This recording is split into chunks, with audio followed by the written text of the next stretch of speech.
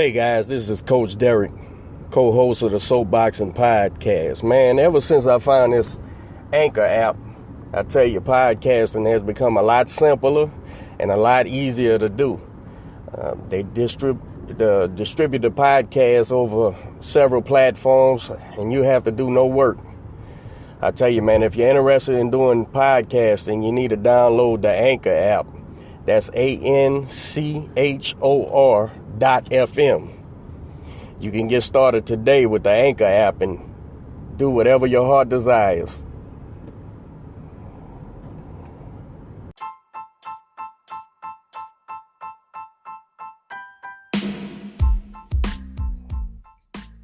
Hey guys, this is Coach Derek. I want to give a shout out to our new sponsor, Pueblo Boxing. Y'all be sure to check out Pueblo Boxing. They have unique and high quality boxing gear and novelty gifts. You can find the gear at soloboxing.com. That's SOLO boxing.com. Check it out, man. They do quality work.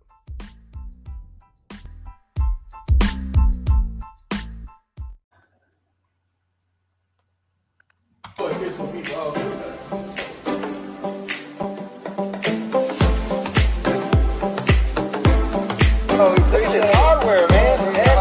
S-E-A-B-O. Got the Latin American camera. They got some trainers say, some fighters say, well, I don't watch videos of the guy fighting. I let the coach watch it. This, hey, man. Guys, one thing we know for sure about Wilder, he hit you clean.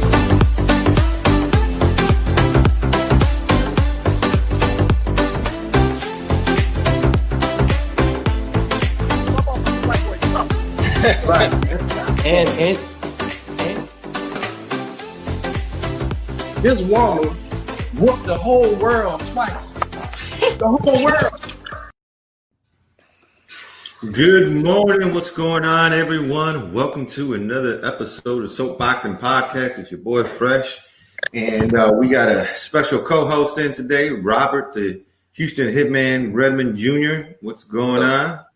And then we got Joe from Next Fight Up, man. Happy New Year, gentlemen. Happy New Year. Hopefully it's already off to a great start. So. Just as long as we are 2020 is behind us, and now we can get started with this year, man. So, big shout out to Robert Redmond, man. Good job. Congratulations on your last fight. It was actually on the Next Fight Up card in November 28th in the Shrine Arena. The Shrine Arena or the Arena?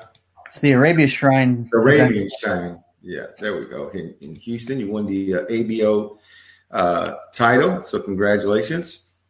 And congratulations to you as well, Joe. You were able to put on a card last year before the year ended. I was there. I had fun, man. It was a great, for what we were able to, for what you were able to put on with the limitations. It was a fun show. People showed up. It was exciting. You had a lot of great fights. I was in line getting a drink when I heard the crowd go wild. I think it was Garcia, right? Had that knockout. Oh yeah, man, that scary knockout. That was a very scary knockout. You hate to see when it takes a fighter a minute to get up after a hit like that, but he did get back up, and I guess he's okay, huh? Oh yeah, he was fine afterwards. I think he got up after about a minute, and he was okay. I went and spoke to him as much as I could in the back. He was 100% and cool with what happened and understood what happened, and so no problems after the fact. But which I'm happy about. I'm happy because we promote Erickson. He's a signed fighter to Next Fight Up. So good things from him. Yeah, that was exciting. That was exciting. And again, it was a great show with the limitations that are placed on you. So kudos for that. Exponentially harder with COVID going on than anything we've ever done. I had that feeling. I know when you were a little kid, you ever got in like a schoolyard scrap and you get that adrenaline dump afterwards. You don't know what to do. That's the way I felt. Nice. After the show. You had it available on pay-per-view. Well, now was that your first I don't think was that your first time having the show on with pay-per-view? Yes. So that was we're going in-house on everything. So we are owning the entire product. So that was the first time us running a production ourselves that we didn't. We've allowed people to come in and film the show and stream the show, but this is our first attempt at doing it ourselves. I think it was done pretty well and looked like a good product, and I'm excited for expanding it in the future and what we can do with it. Yeah, the production was nice. I like I said, I was there that night, but going back and viewing the footage, I mean, you had the commentators, good quality production value. So yeah, the only thing I want to change, I want to have instant replay.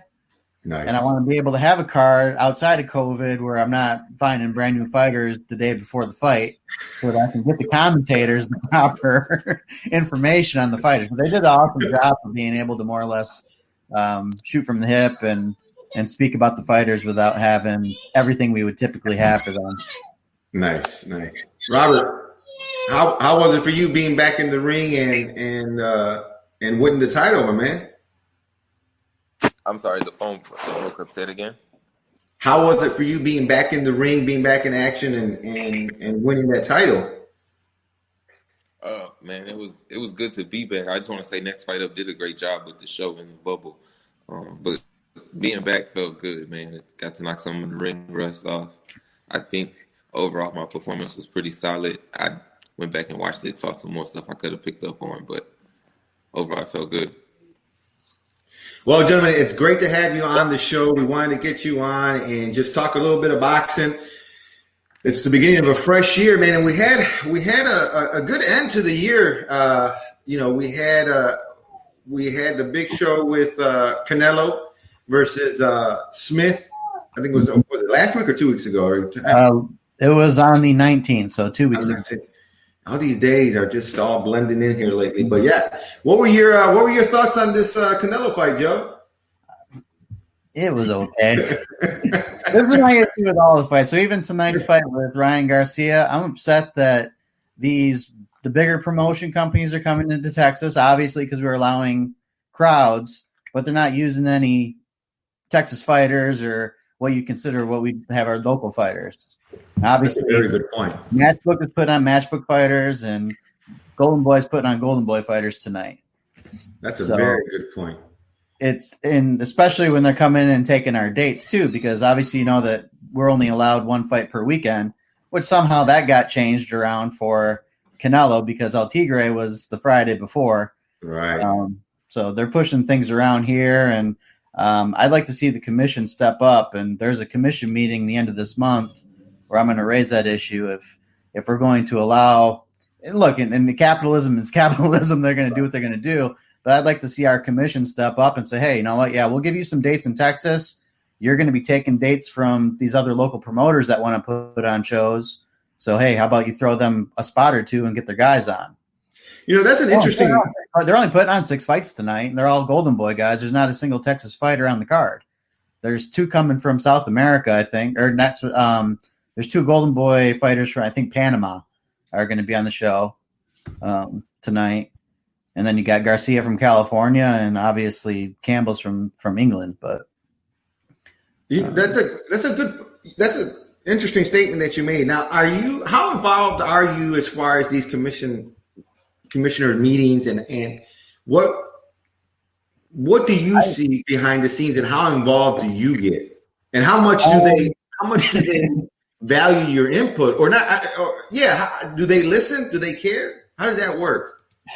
That's the thing. It's like a bureaucracy too. So even if I bring up an issue or have an issue brought up for me, it still has to go to committee meeting. There has to be votes on it. There has to be a committee created for that to investigate it and bring something before the meeting, before the committee at a subsequent meeting. So it could take a year before you even get any traction. I mean, we've been fighting, and I know Underwood's been fighting the fact that if a fighter fails to show up, fails to make weight, ditches out on the contract, and screws us over on a fight, trying to get money back from that fighter or to get them suspended until they pay, it's like non-existent. We've been trying to get that rule put in place by the commission for like 2 years now. Wow. So it's incredibly difficult. But I mean, I think this is something they need to just do as the commission itself. I don't think there has to be a general rule about it, but I think they should at least stick up for the local guys to say, okay, you can fight, but hey, there's 15 guys in San Antonio right now that haven't had a fight in over a year. Think you can give them a spot on your card? Don't even ask them to pay for it. Right. They don't have to be on TV, but let's get some guys fighting. That would make sense. Especially because our resources are so low. If we're only doing one fight per weekend, we need to get some people on there, get them going, keep them active, because I don't know what BoxRec is going to do at this point. I haven't really checked to see if people are being gone inactive at this point, or if they're allowing them to stay on the roster a little bit while longer than usual. It used to be after 1 year, if you haven't had a fight in a year, you went inactive. Right. Once you go inactive, you're off the radar for many matchmakers or anything at that point, really, unless they get into past fights to see if you fought in the past and lost to somebody or did something along those lines to locate you. Huh. That's my big concern right now. What's going on, and then you got guys like, who is it? The YouTube brothers wanting to fight everybody, which I'm not against. Look, I mean, at the end of the day, boxing's entertainment, and if they're bringing in the numbers, then they should be able to get those fights. But if they're going to come to Texas, which I know they want to do because we're allowed to have a crowd, then I think at that point the commission has to say, look, we would never even sanction you to do this fight. Let's say you fight Conor McGregor. Okay. They would allow it. They would not allow that for anybody else. Robert. Right. Would they allow you to fight somebody that's 4-0? No, and I wish they would. If I could get a check like that, fighting but that's a real issue. That's a real issue, and we've talked about this before. You know, you got these guys that have huge social media followings, and you know they have this leverage from YouTube and Facebook and social media, and they come into the sport, and they're making millions off of it, and they're jumping the line, so to speak, in front of all these people that have all these fighters that put in the work, that put in the years, that put in the sweat and tears for this payday. Robert, you as a fighter, what's your position when you see these social media sensations come into our sport and take advantage of the situation? To be honest, I feel like this. I'm indifferent about it. It doesn't. Anybody that really understands boxing, I feel like, knows that that's just for show. I just think it's bad for the sport in the way that I feel like it can easily turn into like a WWE version of boxing, and that's not going to be good for nothing. You know what I mean? Like, that's not good for the sport. I don't personally think it's good for the sport, but I'm happy to see people like Devin Haney come up and make the money that he did. You know. I think as far, and I see your point, and yes, as far as the for the purist, it's definitely something that, you look at it and you're like, fuck, it's a shit show.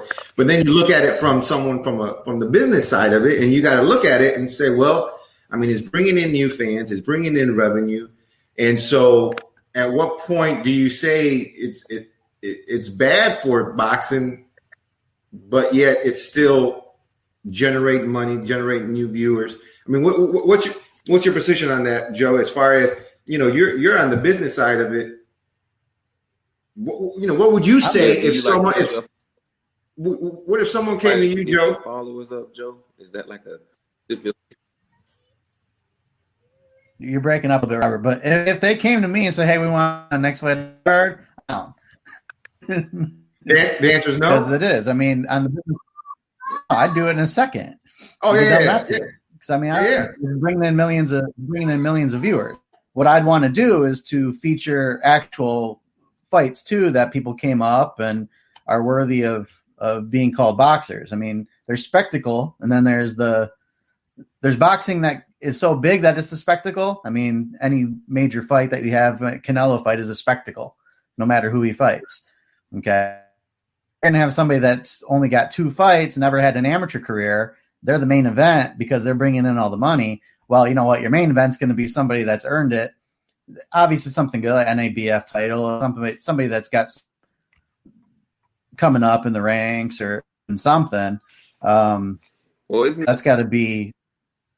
You get your spectacle main event, but everything else on that card should be boxing. Otherwise, I don't think the commission should be sanctioning it because, number one, it's not healthy for the fighter. Because even if he does fight Conor McGregor, who's way under his weight limit, so I think he's fighting like cruiserweight. I don't fought over 170 pounds in the UFC. He fought maybe they're at something 100, I think. Yeah, I mean, that's a big dude for direct, because it's going to bring money. You know what? Because the Texas Commission wants their 3%, or any commission wants whatever percentage they get from the taxes, ticket revenue. They'd be allowed out. Okay, I mean, they're young; they're not going to necessarily get hurt, but they haven't earned show that they wouldn't get hurt. That's factors I think. That's the factors of the commissioner of any would I be looking into. Is this person going to get hurt? Okay, what if they show us that they're not going to get hurt or make a fool of themselves or get in? Probably going to be a money line on it too in Vegas somehow. So are they worthy enough to or ethical enough to know that they're not going to dump something to try to get money off of it too? At what point? I think there's a lot of factors on the business side they have to go into it to say whether or not it'd be good. It's good on the numbers alone, but is it good for boxing? I don't know. Because it's really blurring the lines with the occasional fan of boxing and not necessarily enthusiasts that actually know the sport and follow it along. At what point, because we're talking about safety, at what point does it not become okay for these guys to, like, if they want to box, fine, fair, all right, and I've said this before, these guys have. And I'm talking about the Logan brothers. They have the luxury of time and money. So they've been in the gym for the last 2 years straight. They've been working. They in their minds, in their heads, they believe they're boxing. They believe they're learning. They believe they're great. Whatever. But at what point does it become not okay when you start calling out, or even Nate Robertson called him out. So whatever. But at what point does the commission say, hey, wait a minute, you've been doing this for 2 years. This cat ain't never, he's an NBA player. He's never boxed before. I mean, Nate could have been seriously hurt. I mean, he took a shot and he got knocked the fuck out, and he really could have been serious. Luckily it wasn't, but at what point do we got to say, hey, wait a minute, you got to start fighting different caliber fighters if you want to be A, getting this payday, and B, want to be in this sport. And it's going to be a very thin line for the Logan Paul and his brother, whomever they wants to do this type of stuff, because physics is going to start to take a factor in it. So once they're actually fighting somebody their age, their weight, and their skill level that has had an amateur career, knows how to throw a punch, it's over. How to move, they're done. I mean, it's not a secret. And I don't know if they're getting the type of training, and I haven't followed them or been paying super attention, but they're still celebrity. And what comes along with that when they come into a gym is that they're still a celebrity when they get there. So are they really getting the same treatment? They post a little. Say that again, Robert. Okay. But go ahead, Rob. They posted videos of them in the gym getting work at Ryan Garcia's gym and stuff. See, now, they okay, posted videos of them in the gym, like working in the gym. Now, that's the thing, though. Stuff like that, but that's the thing. They again, that goes back to having the opportunity, having the money, so they can go out. They can go out and get these big name trainers to spend some time with them. But like you said, Joe, at the end of the day, they're still celebrities. And so are they getting that celebrity training and celebrity treatment when they're walking into these gyms and working with these trainers? Yeah, and they're going out at night and doing all this and doing all that. They're not doing what Robert's doing. They're not doing what Trouble is doing out there daily and grinding and trying to make the weight and do all this. They're getting privilege before they deserve it. Mayweather got what he got. He was the hardest working boxer that ever lived. I mean, the guy's nuts. But people don't see that part of it. They always saw that he goes out to the clubs and does this and does that. Well, Mayweather used to go out to the clubs and then go run 10 miles when he got done. I think the Paul brothers are going out to the clubs and then they go in and out afterwards and go crash until 11 o'clock the next day. Well, to what Robert said earlier, as far as you have, it might feel like you have the potential of it becoming a circus and whatnot. The thing about boxing is it's brutally honest, and it's not going to cheat itself.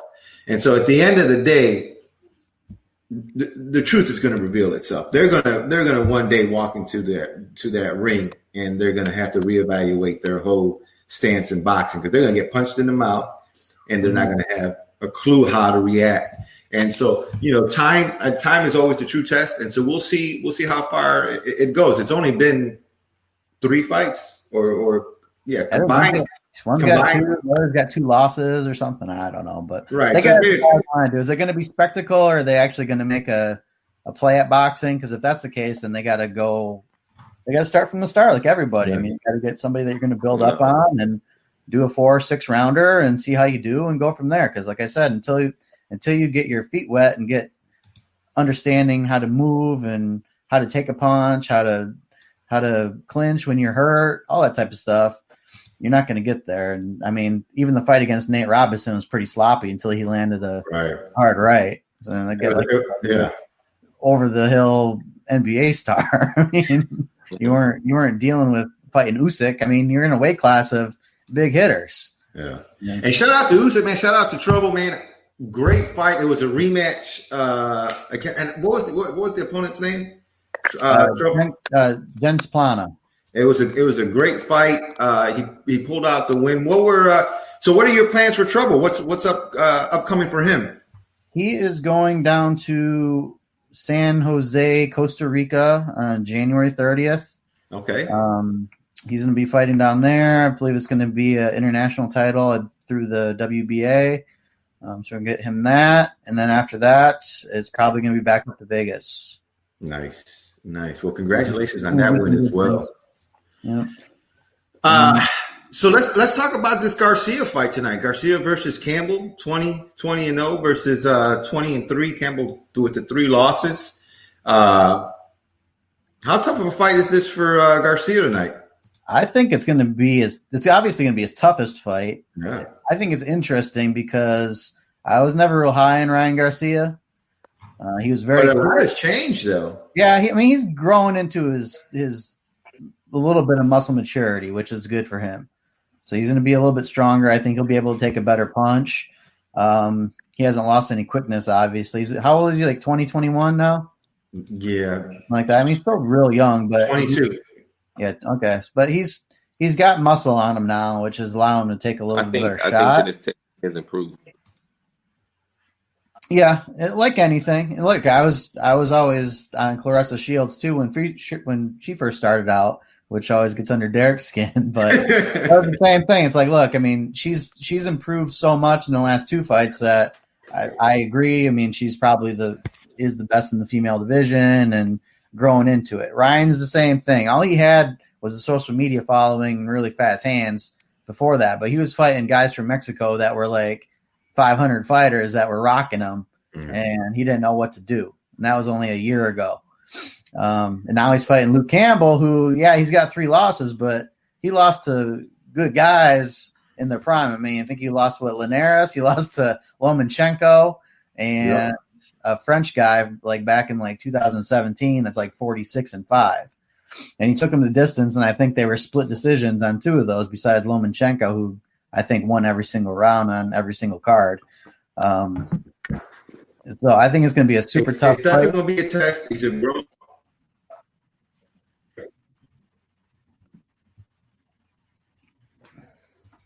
You froze up. It's definitely going to be a test. I mean, Campbell's a grown-ass man. He's 33. I think I got to see it when you. Am I back? You're frozen tonight. Is that me? Yeah, that's you. You're frozen. Hold on. Yeah. Close all those extra tabs you got. Yeah.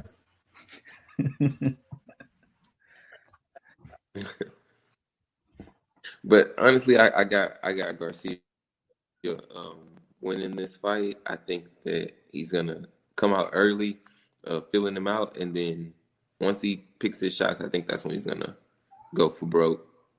Yeah. The But only then thing, I how mean, he does in the later rounds.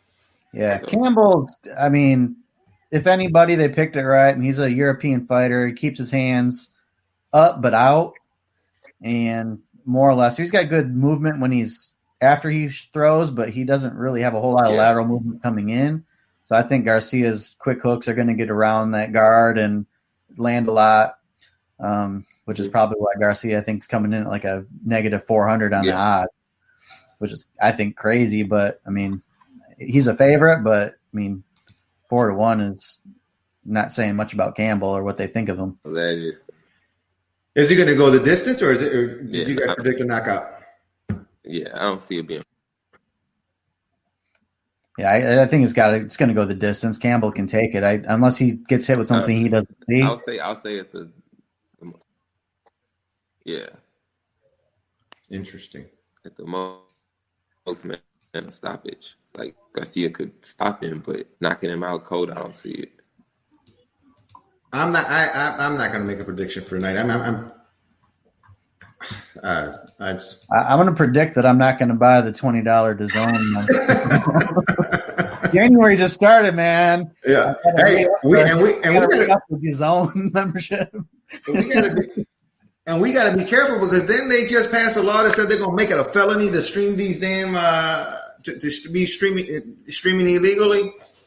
Shit, that just puts a damper in everything. Yeah, they said that about LimeWire and Napster back in 2002. LimeWire, boy, you're throwing it back now. Robert doesn't know that. Hey, but let's touch on Clarissa Shields, man.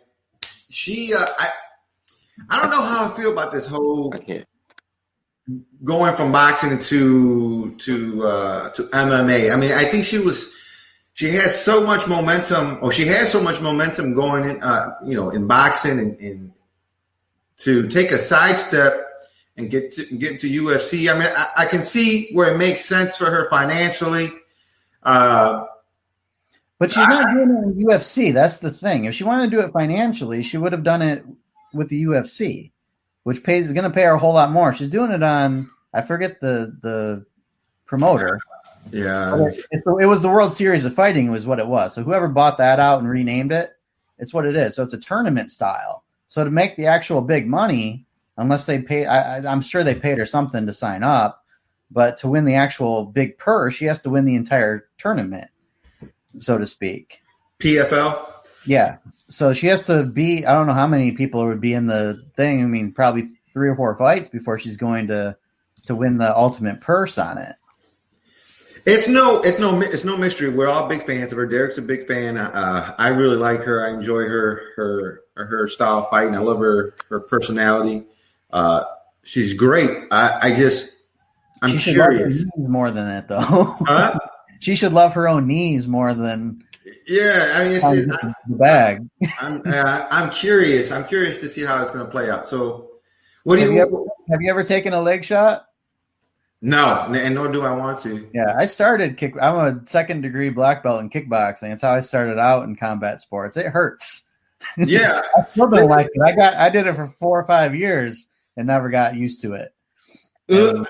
Them guys are a different beast. When I watch UFC and I see some of the stuff that they do to each other, to me, in my mind, I'm thinking, if anyone ever bends my arm backwards like that or puts me, I'm going straight to the trunk, man, because I respect my body way too much. You got to have a level of disrespect for your body to allow yourself to just put yourself through that. It's just I couldn't do it. Yeah, it's not bad for her financially. I think it's going to be bad for her physically, because if she does come up against somebody that's been doing this their whole life, and that's a different breed of cat that's coming up in MMA that's willing to throw their legs like a baseball bat and hit you wherever they can hit you. And that could be the shin if you block it right. It's possibly the side of your knee if you don't. If not, it's also your thigh that you're going to get all numbed up and have Charlie horses after that. But But not only that, the style of training, you're learning different. It's a whole different technique that you're going to have to. Yeah, but training, Manny. You can train Brazilian jiu-jitsu, and you can train MMA and kickboxing and all those different styles, but you're never going to be training as hard as you can do that in actual competition. You can never go 100% training MMA. Sure, right. I see what you're saying. You can go 100% training boxing. Guys do all that time in sparring. All you have is the headgear and protectors and stuff like that. You can still go 100% and get a good understanding if you can take a punch or not. It's a little bit different when it's a 10-ounce or an 8-ounce glove versus 16-ounce, but not a whole hell of a lot. Yeah, that's very true. It's a whole lot different when you got pads on your feet kicking somebody in the shin. You're blocking it with a shin pad than going in there with just a little bit of tape on your foot and throwing that thing. I think it's going to be different from her. I don't know how they're going to match it. It's a tournament style, so she's got to fight everybody. So it can't be like UFC where they're going to put her with somebody they know is a striker versus somebody that's going to choke her out or whatever. And I don't know how good she's getting at jiu-jitsu too. I know she's at Jackson's gym or whatever it is up in Arizona with John Jones and Holly Holm and them. She's getting the right training. Right. She doesn't have the looks. You got to do this as an amateur. You got to go into those local grappling competitions, and that's how you build yourself up. So it's really no different than Logan Paul's coming into something and everybody thinking, hey, you didn't do what you need to do. Respect because you're making money, but when you come up against it, it's going to be a different story. And eventually, in a tournament style of competition with other people, she's going to come up against it real quick. What are some things that you're looking forward to in 2021? What fights do you want to see happen? Because there's a lot of there's a lot of talks with different fighters, talking back and forth from Spence, Crawford. You got who's Canelo going to fight next? I personally would like to see a Canelo Jamal Charlo fight. You got Teofimo Lopez maybe fighting Tank. Shakur Stevenson fighting Lomachenko possibly. What are you looking forward to see? What potential fights are you looking forward to see in 2021? I want to see that Canelo Charlo fight. Yeah, that's the only thing out there I'd really want to see. I really love Teofimo Lopez. Anybody he fights is going to be good. I like to see him with Tank Davis. I think that's a freaking anybody's game at that point. Whoever gets it's really going to be the one that's going down. Were you shocked? How do you see the Canelo Charlo fight going? Canelo and Charlo? I think the Charlos, to be honest with you. Yeah. I think they could parry his power. They're not going to be able to take it, but they're not going to be standing there like this last cat did against Charlo or against Canelo. What do you contribute to that, man? To every fight that Canelo has been taking, you had guys that can't move. Well, listen, when he fought Triple G the first time, I gave that to Triple G. Okay, he can move backwards. Anybody that can move backwards and still fight Canelo is going to win. That's how Mayweather won, and that's how Triple G, I thought, won in their first fight. He was able to move back and counter. Canelo's only coming forward, and he's got awesome cardio, awesome power.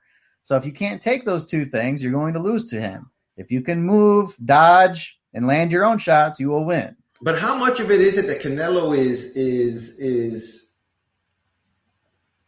crippling these guys so where they can look? Yeah, and you know why I say that? You know why I say that? And I'll tell you why I say that. And again, you're talking to me. I'm not the I'm a Canelo fan, but I'm not sold on his level of greatness yet. I think he's a tremendous fighter. I think he's the best pound for pound right now. I give him all the credit that he deserves for what he's doing.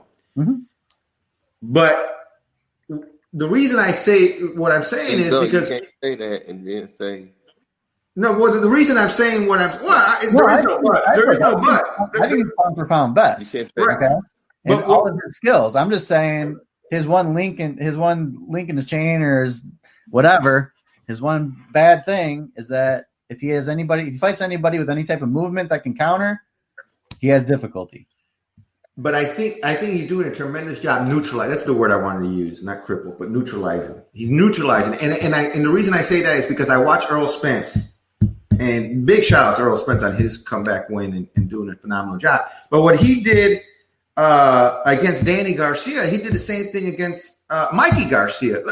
We all know Mikey can move. We know Danny can box. We know what they can do, and Earl just fucking neutralized them. He kept them at bay. He did what he wanted to do. He controlled the fight. I mean, I've never seen Mikey so frustrated in a fight when he fought Earl. He couldn't do nothing. Same thing with Danny.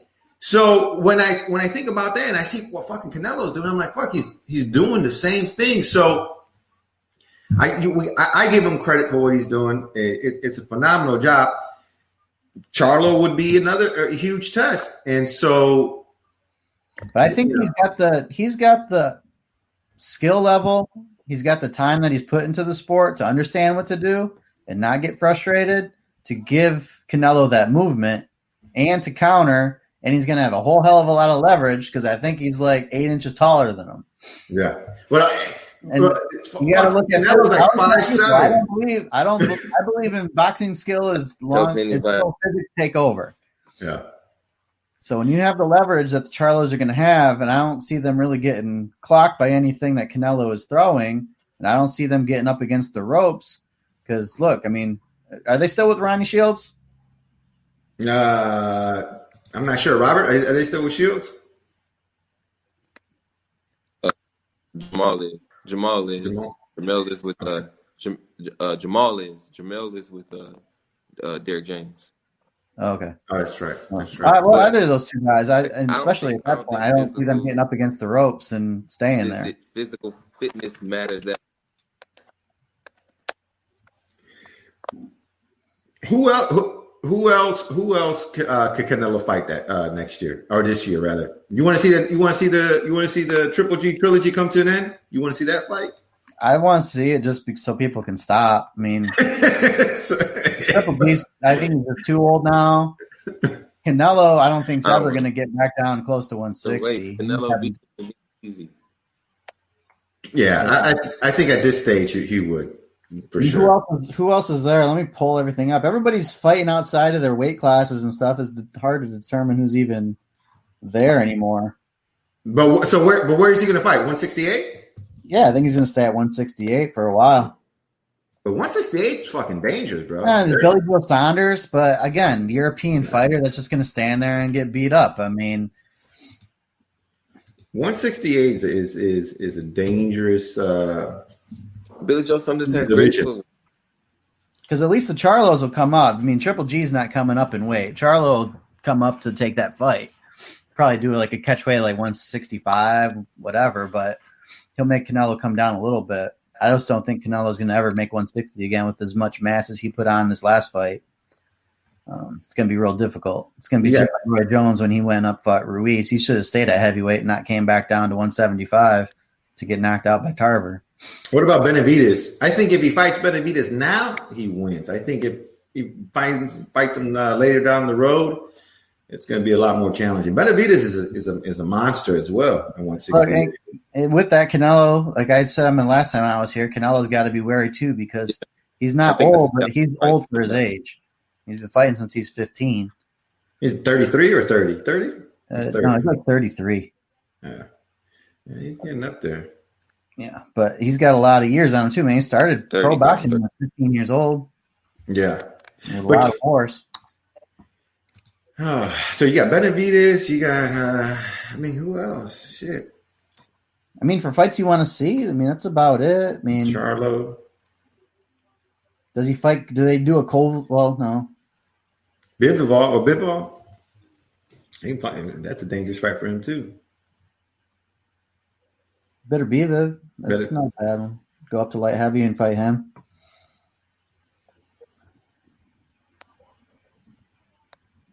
That's a very dangerous fight for him. Yeah, but I mean, look, I think his best for bet that, is the there's Charlo. not a whole lot for Canelo money-wise to fight. I think he's got to fight the Charlos at some point. If he's really free agent, he can fight whoever he wants. Get with PBC and do that. So what are you going to do? What is he going to do as far as his whole? Is he going to start a whole production or a whole promotion? No, he's producing shows like Tom Cruise produces his movies. I mean, you put the star of the show as a producer, but I mean, most Matchroom did that entire show. I mean, Canelo wasn't out there matchmaking it or making sure that there was protocols being met. I mean, he's just the name on the show and cut me in on it because my name is bringing people to buy it. So that's why he's getting the percentage he gets. He's going to rely on all the other promoters to actually put together the show itself. Are we going to see a Earl Spence Terrence Crawford fight in 2021, or is it going to be one of those things where it's going to be a Manny Pacquiao, Mayweather type of deal where they go back? I mean, it depends what Aram's going to do, really. I mean, is he going to release Crawford? So let me ask you about that. Okay, what was that about?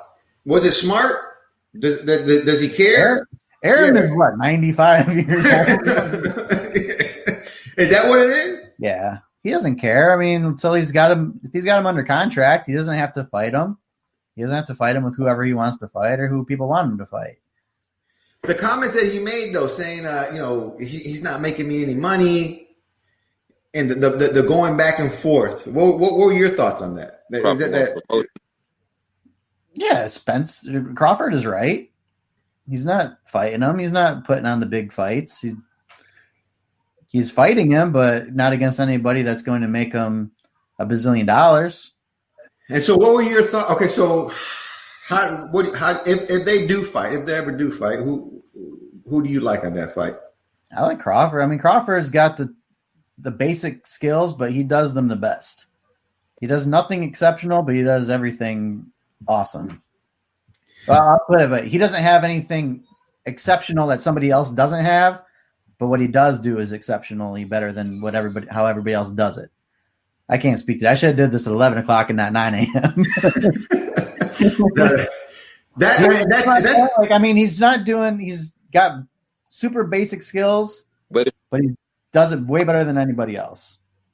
What I love too. That's the other thing. He'll kill people. But like you said, if it comes down to physics, Spence is big. But how much bigger is he though?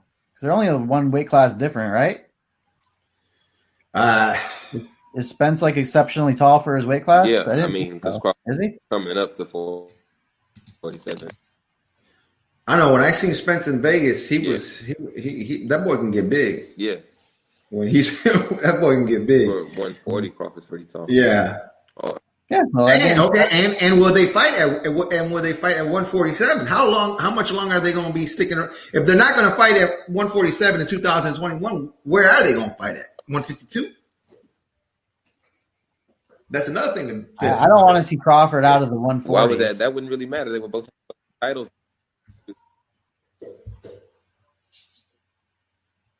Yeah, they would what? To be at 47. Mm. So that'd be tough on this year, early next year. I don't know how much longer Spence is going to be hanging out around 147. That shit's going to start taking a toll on him. How impressed were you? With that fight? Fighting Canelo. How impressed were you with his fight against Danny Garcia? His fight against Danny. Yeah. Mm-hmm.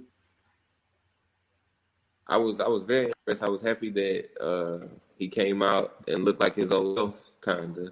And I was impressed with the way that he took Danny's hook from him and just kept walking him back. Like Danny wasn't able to do anything because Spence was stopping everything that he planned.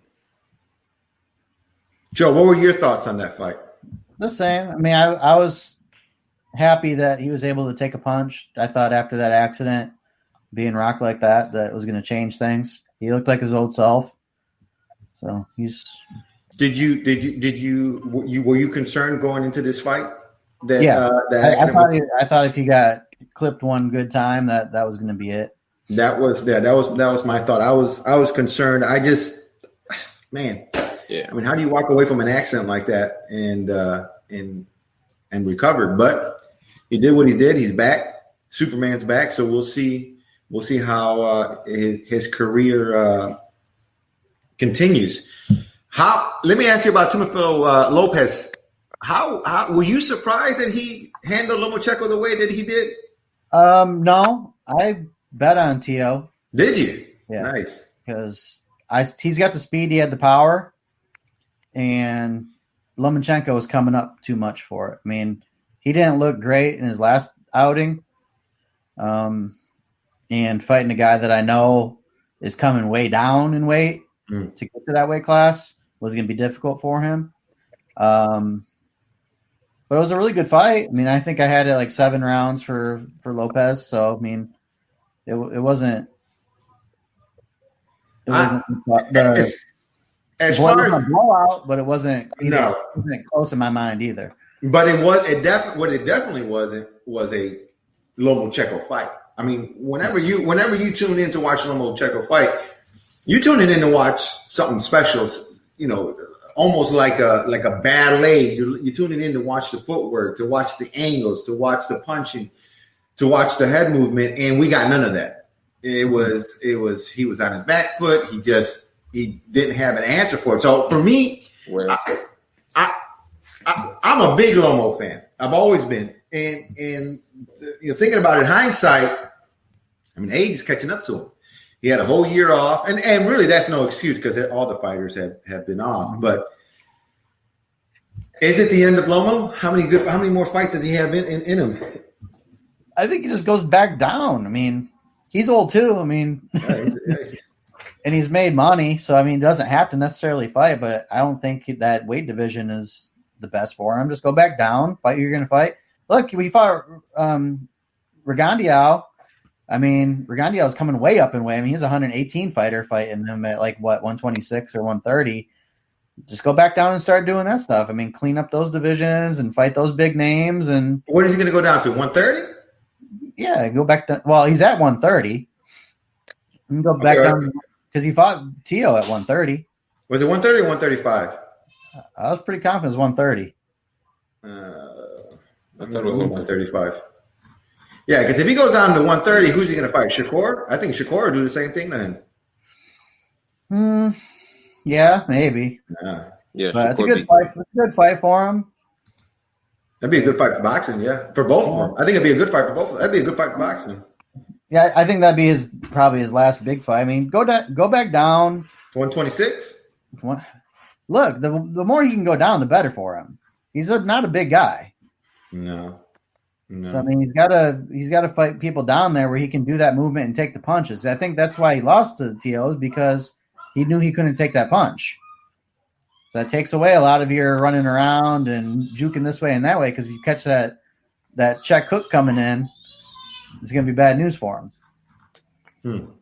So I don't know. I mean, all these people. I mean, he's probably got 3-4 more big fights before he's done. Canelo's going to do 3 or 4 big ones. I mean, he's going to fight a lot, but he's just going to start fighting all these mandatories, I think, that nobody necessarily cares about. And he's going to have, like I said, 3 bigger names probably before he retires. So it's cool, guys. I'm excited about Shakur. I think he's going to clean up.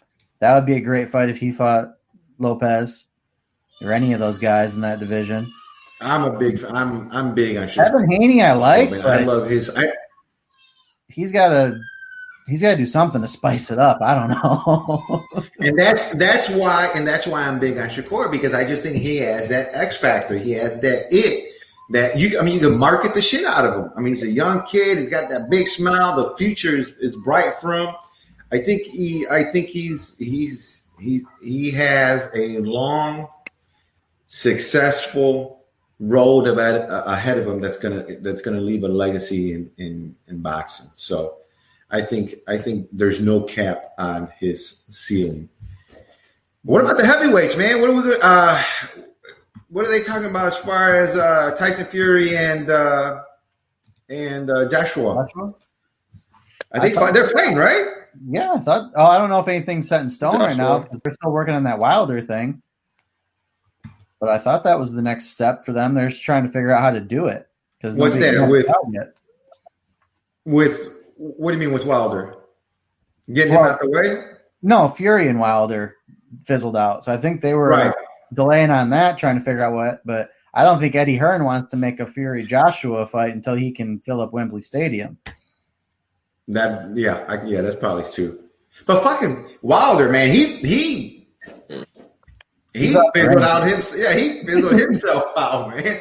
I mean, he could have recovered. There was so much that he could have done, and it seemed like everything that he could have done wrong, he did after the fight, as far as with his excuses, with his social media post, with his and that's it. So that's why it's important to have the right people in your corner to sort of be, reel you in when you start going off the hinges like that. Because who knows? Maybe it'll work out for him later on. Be there. I mean, the heavyweight division isn't that deep right now. I mean, it's deeper than it was 5 years ago, but I mean, he's still going to be the top name, top money earner, so he'll still have a shot at it, I think. But I like the Joshua Fury fight. I think Fury wins that. Yeah, easily.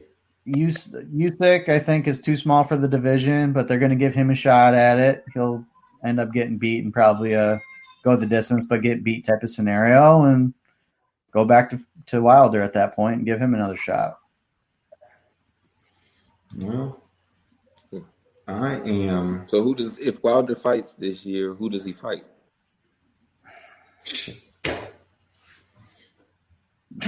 I don't know. I don't know. I mean, I don't know who he fights that they're going to be willing to pay him what he wants. That's the thing.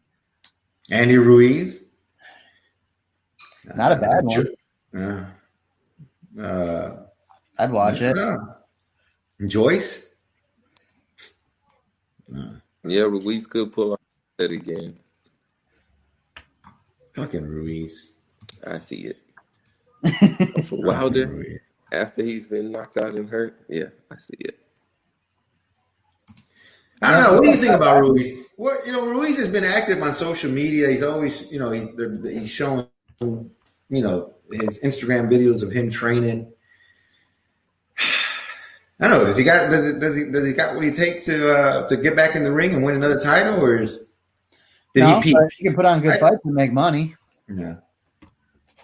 So he peaked. I think he peaked. So yeah, he can make some good fights. I don't see him beat any other guys. He's got to make it happen, though. He can't. I mean, David Tua. That's the same scenario. Small guy that can hit like hell.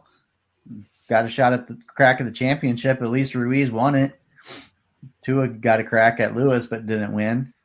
But he could still knock out 99% of the division back then. Derek is made a comment. If Wilder fights anyone but a stiff, he gets done up. Ruiz, especially Slowpoke slaughtered windmill. Well, we'll see, man. We have an exciting year ahead of us. We got a lot of great potential fights. How do you guys like fighting during COVID though? It sucks. What about you, Robert? Yeah, it does, man. It sucks. I don't like it. It sucks. I got used to one way, and then y'all come and change it up on me. I don't like the fighting and COVID thing, man. Because I'm trying to decide what we're doing next. So. Oh, you're asking from a promoter standpoint. No, listen, we got to fight. Now the burden's not on. The burden is, we hate to say it, but the burden is on the promotion company because you got to find ways to not lose money. It's already tough. It's already tough. It costs $25,000 more to put the fight on than right because of COVID. Right. So that's the trick. How to put these fights on with minimizing the the cut. And so this is what I want to do. This is what my plan was pre-COVID, and I want to do now. But it was money wise, we got to try to figure out sponsor wise and trying to get venue sites for cheaper. But I mean, I wanted to do 12 fights in the year. Wow. I want to have what we'd call, like, for lack of a better term, our elite shows, and then we have our up and comer shows. So you're going to have your brand new under 10 fight kind of guys that are fighting their fights they need to make it. Just ticket seller shows at the Shrine. And then I wanted the other side of that, the other 6 fighter are going to be the elite fighters like Robert's division, where you're going for the top 15. So these are going to be title fights, getting you ranked, fighting good opponent, not just good opponents, but great opponents, and people that are going to come out and want to see it because they know it's going to be a hell of a show and not just a bust out. That's what I want to put together. We're talking to the Golden Nugget at Lake Charles to get that venue, keep it close to home, but still Louisiana. It's going to loosen the strings a little bit on what we have to do and kind of lessen those costs a little bit. So that's what I'm trying to put together. Trying to put it together with World Star Hip Hop. Oh, nice. Because, our show, I mean, I wanted to put music in there, youth culture, all that type of stuff. So I want to make Next Fight Up a thing that people want to seek out and see and know that what type of shows we're putting on are dope and for the culture. Want to see. So, I mean, that's what it is too. I mean, we got to do it for the entertainment purpose too, but we also have to make. Are y'all doing anything to put? Are y'all doing anything to put them on different streaming platforms, like how you did with the? I want to keep my. I want to build ours, but I mean, if I can make a deal with World Star Hip Hop, I want to have our own streaming I can put on YouTube or whatever, but place it upon their site. How without getting into too much detail, how were the pay-per-view sales, or how did that turn out for y'all? I mean, it was okay. I mean, it showed the build out. Yeah, it showed proof of concept. So I think if we were to be able to do it again and really promote it and put it out there and spend a lot more money to get it out there, I think it shows that it would be successful. So at least to pay for itself, that's the ultimate goal. I mean, if we didn't make anything on the shows and broke even, I'd be happy. Yeah. Okay. It's just I can't do something where we're spending $75,000 and not being able to recoup and have money for the next show. What do you forecast for 2021 as far as the whole COVID affecting the boxing? We're not going to be good until July. Where I think things are loosened up. I would like just to see a total shutdown where nobody goes anywhere for 2 months and just get it over with.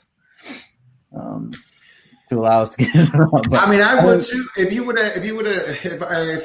we would have talked about this, back in March of last year, that would have been my thought. Close it down for 2 months. But the problem is, motherfuckers don't listen. People don't want to listen. They still want to go out. I mean, you gotta be just be hard headed, man. I just don't get it, and yeah. So I mean, where we're doing it piecemeal. I mean, to have 600 people in a crowd or whatever it is ain't gonna cut it. So it's just trying to do things. I mean, do I go over to Mississippi where COVID doesn't exist? I mean, we can, but it's a hike. Do we go to Tennessee? I mean, I got calls from Kentucky. Kentucky's not doing anything.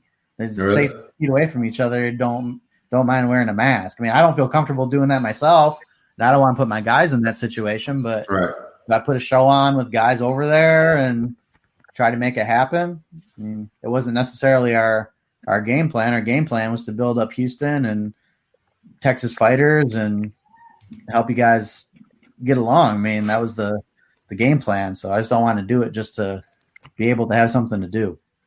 That's very true. Very true. Yeah. Very true But statement. February, I mean, we have I don't know if I think I brought it up to you before, but we're running the Texas Combat Sports Hall of Fame. Right. So we're doing our 2020 induction ceremony got postponed until February, I think 28th now. So we're going to do that. I'm planning on doing a fight around that time. We're going to do a virtual marathon or some road work competition. So I want all of Houston to get that app and get out there and do their road work, partnering up with Academy Sports and other local businesses to get prizes and money awards and things like that. So trying to get that out there. So I think February is going to be a good month and get it out. It's just I want to be able to find a venue to be able to put on a show. Nice. Well, let us know. Keep us posted. You know, we're going to promote y'all and support y'all in any way that we can. So February, we're looking at the Hall of Fame. You're looking at the marathon.